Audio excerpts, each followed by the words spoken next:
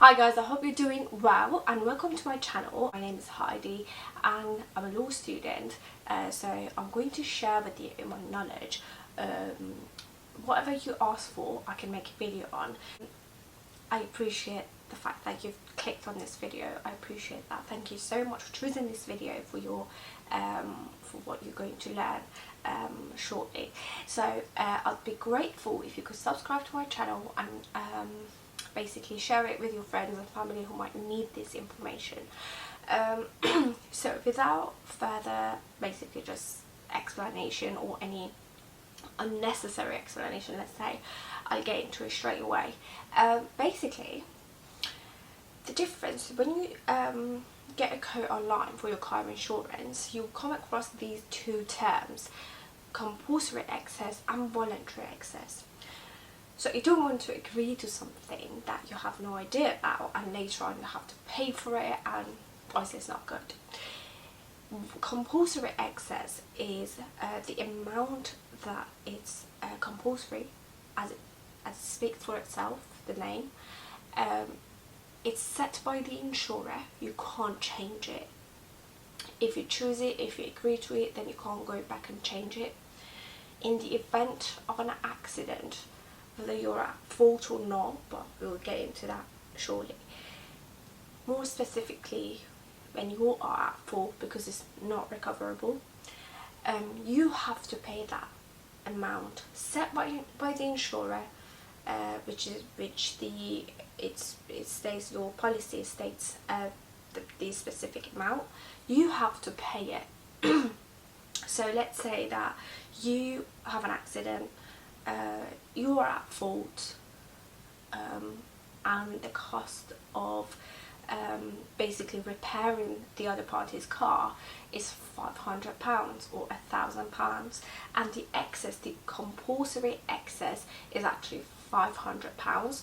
Let's say the amount that the other party needs to repair for the car to be repaired, for their car to be repaired, is £1,000, and your excess, compulsory excess, is £500. Then you have to pay that. So the insurer, you pay £500 because it's compulsory, and your insurer will pay the rest, which is another £500. So let's say your compulsory excess is £200, and the cost of repair or the cost of repairing the other party's car, or basically them, like injury caused to them, is, let's say, £500, and your excess is 200, then you have to pay, you must pay this £200. You can't change it. You can't even explain that you didn't know about it, because you're required to actually read and be prepared and basically make your own research online. So you pay this £200. The rest of it, which is £300, will be paid by your insurer or your insurance company. Voluntary excess, however, is voluntary. So you choose it. When you're getting a quote, you can actually choose different options. So let's say 200, 500, 1,000, and nothing at all.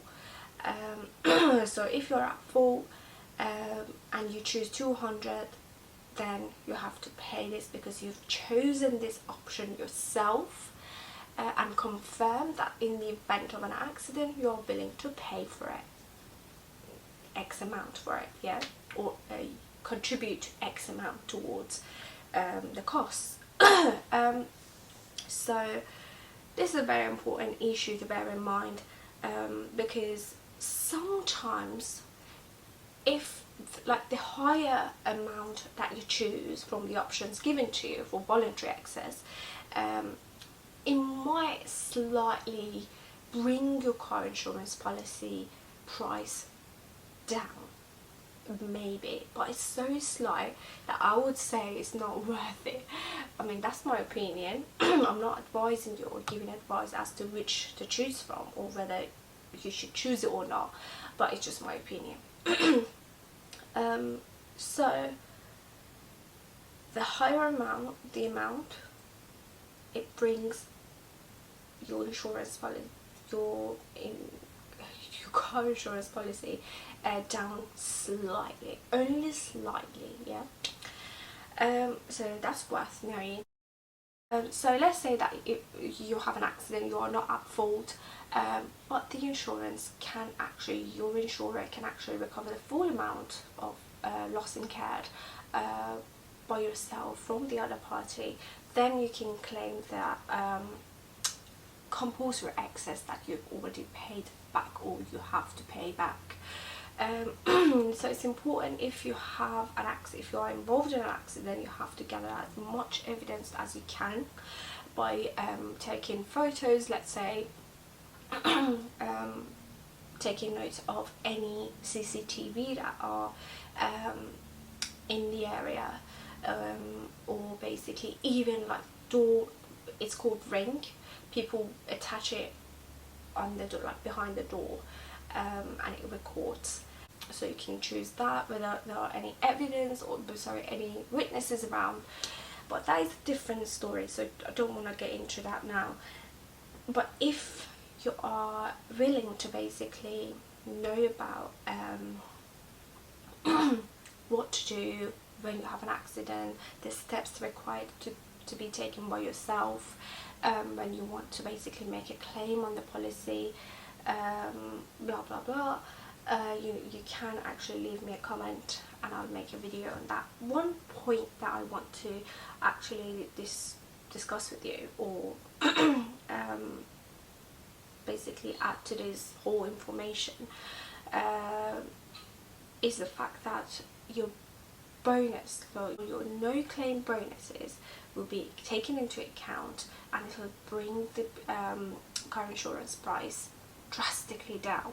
So the more no claim bonuses that you have, no claim bonus means you actually haven't had any accidents which were your fault, and that can bring your car insurance policy price down, which is a great option. So you have to, even if you are from another country, let's say, and you do hold that document proving that you haven't had any accidents, and you can obtain it from your insurance company, then do it. It is good evidence, and it brings your car insurance policy down. I hope you enjoyed this video. If you did, I would be very, very grateful if you could give us a thumbs up and come back for more videos. So I do need a bit of more subscribers, so I'd be grateful if you could subscribe.